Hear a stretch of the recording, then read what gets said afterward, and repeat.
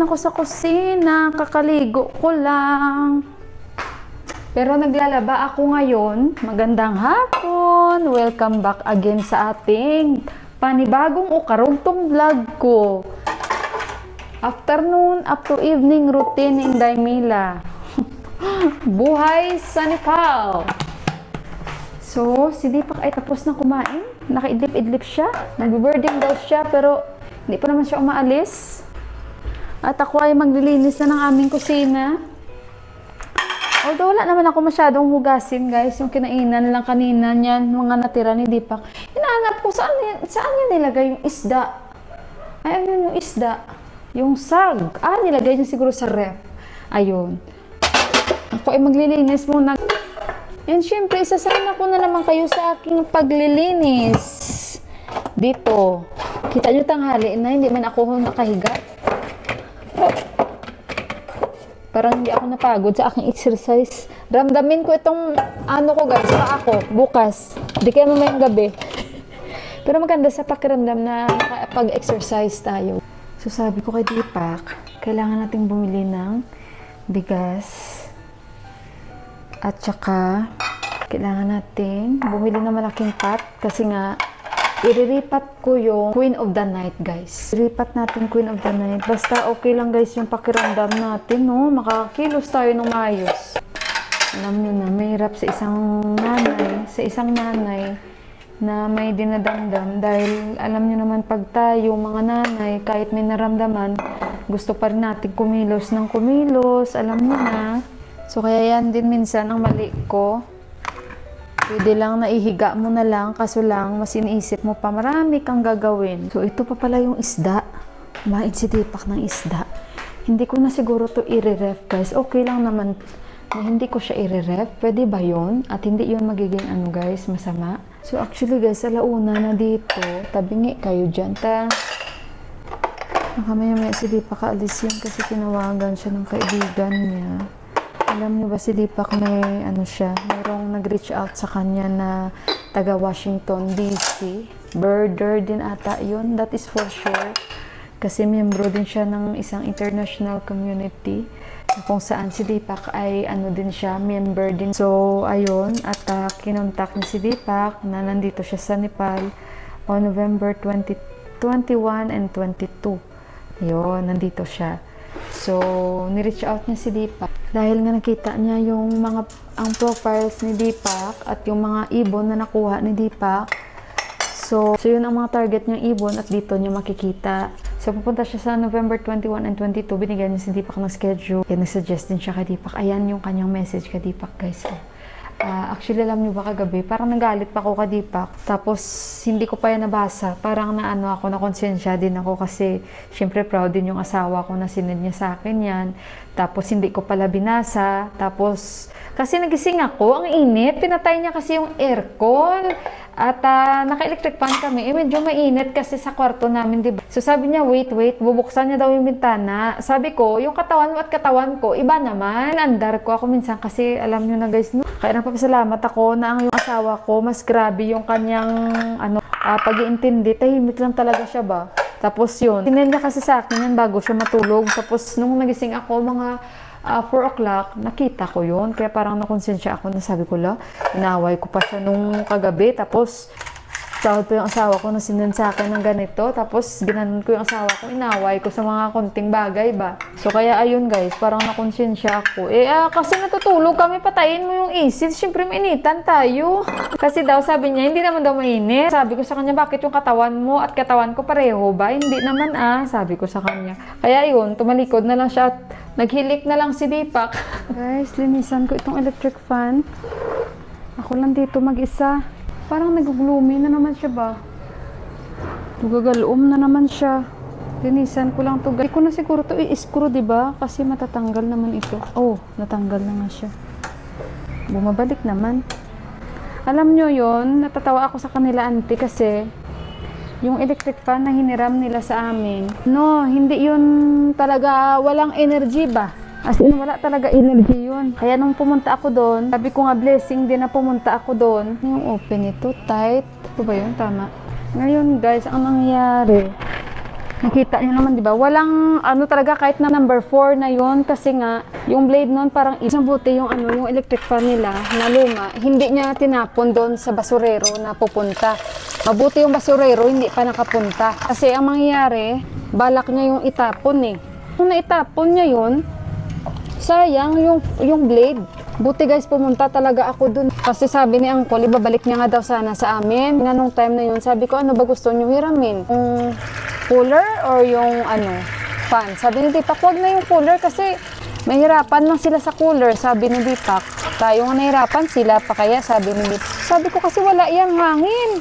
Sinabi ko, ayaw naman nila. Tapos si Ante, ayaw man bumili ng electric fan kasi inantay niya nga pa winter na. Pero hindi naman sila makatulog. Kaya naisipan daw nila sa amin sila manghiram. Bakit hindi nila naisipan yun? Kanilang anuhin guys. Blade. Iniisip nila. Ang problema sa electric fan talaga. Yan sa fan ang problema. Kasi kung sa fan yan, hindi talaga yan aandar. Buti pumunta tayo doon at nabigyan natin ng solusyon. Kung di nakatulog sila, ang saya ni Uncle. Guys, kasi yung electric fan, nung bumili kami ng cooler, binili ko to kay Buwa. Buti na lang nabili din namin ito. Pira pa ako nito paglinis before. Naghahanap pa ako ng screw para lang matanggal ko. Cooler, maganda lang ang cooler pag may easy, I think, di ba?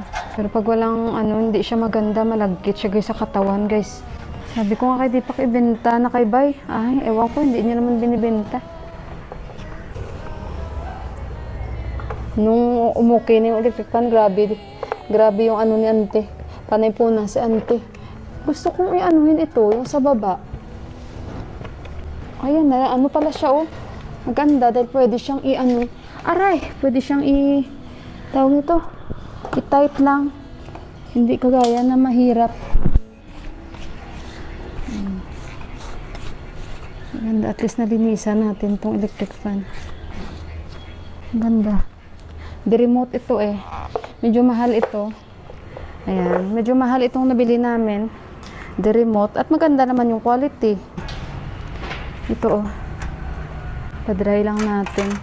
So ito ngayon ang ginagawa ko guys. Bali si Yuhan, ginagawan ko siya dito ng maliit na space. Kasi since ayaw niya matulog mag-isa and gusto niya matulog dito na side. So meron kaming single na mattress. So tutublihin ko lang ito guys kasi pag gabi malamig itong sahig namin. Gawa nga nag-iisip po kami. So, alam niyo naman pangit pag talagang diretso sa sahig yung likod ba. Baka mapasukan ng lamig. So ayan. For temporary lang naman ito guys. Malagyan ko lang siya ng mga blanket na hindi naman namin ginagamit sa ngayon. Guys, umulan! Yung mga sinampay ko. Oh my goodness. Umulan. Tingnan nyo naman yung mga classmate ko. Ang dami pa mga sinampay nila sa itaas ng bahay nila. Oh, doon nga nagtakbuhan sila oh. Wala na. Ay, ambot. Niloko ako ng weather namin. Ayan. So ako naman guys, nakita nyo naman siguro ang ginagawa natin dahil si Johan ayaw niyang matulog sa kabilang kwarto. So ngayon, gusto niya matulog sa amin na ganito. Meron kaming single bed na ganitong size. Ayaw man hindi pakipalagay dito. Kasi yun nga sabi niya, magiging masikip. So for time being, ganyan lang muna. No problem. Mabigat kasi yun. Yeah, hindi ko kaya. So ganito na lang. O di, hindi nyo ko narinig kasi hindi ako naka-mic. Time being lang naman kasi si Deepak kasi minsan mahilik siya guys magtulog. Si Johan, wala namang problema sana sa mga kwarto kasi may mga bed, tapos maganda yung mga mattress. Eh kaso ayaw naman namin siyang pilitin ng tatay niya. Kung kusa niya na matulog siya sa sarili niya. Nadidisturbo sa hilik ng tatay niya. Aray! Aray! Diyos ko Lord! Oh my God! Guys! Oh my God, nag-twist yung tuhod ko bigla. Oh shit. Grabe guys, bigla lang siya nag-twist. Grabe, ang sakit. Para maputol yung hininga ko. Grabe guys, narinig ko yung kumanon. Oh my God, nag-twist guys yung tuhod ko bigla. Oh my God, nag-twist siya bigla. Ang sakit guys, no? Ang sakit, nag-twist. Grabe, narinig ko talaga. Bigla siyang gumanon, oh. Teka lang guys. Nag-relocate siya bigla. Dinig na dinig ko ba? Alam niyo parang pati hininga niyo maputol din. Grabe guys, ito nag-twist siya bigla guys oh. God. Try nga natin. Kaya. Okay. Okay. Oh my God guys. Kinabahan ako kanina bigla. Wag naman. Okay naman. Ano? Okay na yan. Ayan guys. Sakit. Hindi siya talagang diretso sa sahig. Sumakit yung tuhod ko. Ayan. Hindi naman siya masakit kanina. Kita nyo guys. Biglang tumigil siya pero may ulan-ulan. Ambon-ambon. Kasi nga maaraw, di ba? Ayan. Ganda dito tingnan. Puro green. Ang ganda tingnan dito sa amin, sa likod namin. Tapos yung amoy. Mas okay na guys kasi noon 'di ba puro baka ang baho dito. Ngayon talagang ang sarap pag nakatingin ka dito, ang relax. Pero pag after the cycle bo na yan guys. Ayan.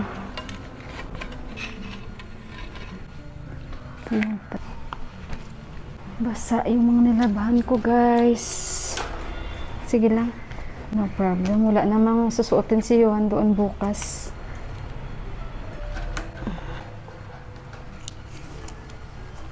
Ang sarap ng sag ni Didi kanina guys. Try ko yung ilagay sa sinigang.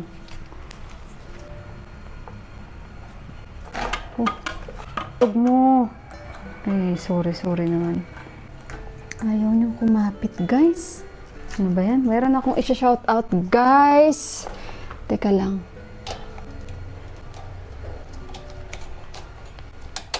Kasi nasa messenger ko yun. Nag-PM sa akin.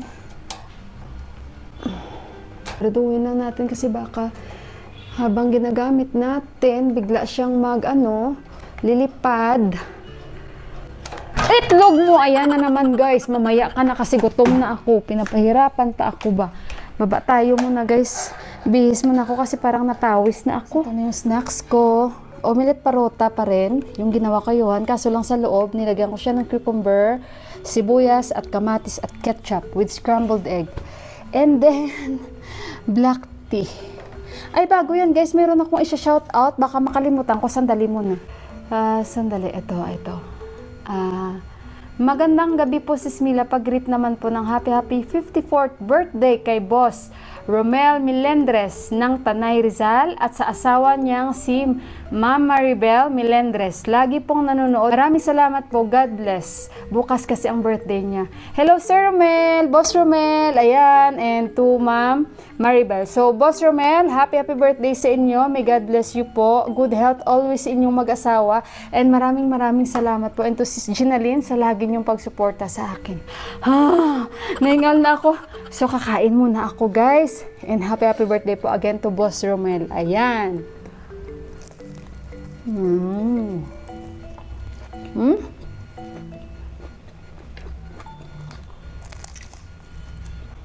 Gusto pa to ni Dipak i-dinner ganito. Sabihin niya sa akin, babe, gawa ka ng ano?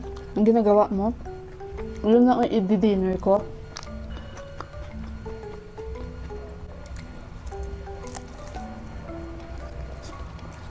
Dito nga kami pinapalipat kasi malaking kwarto to, sa kuya. Nasanay na kami sa kwarto namin.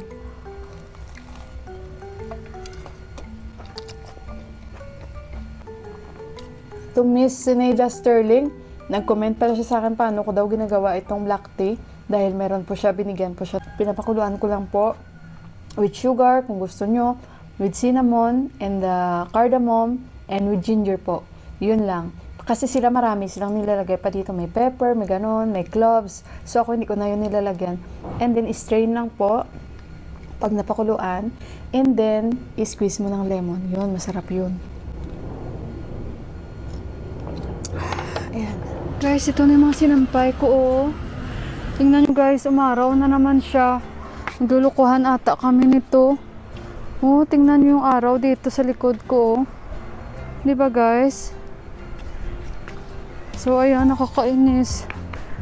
At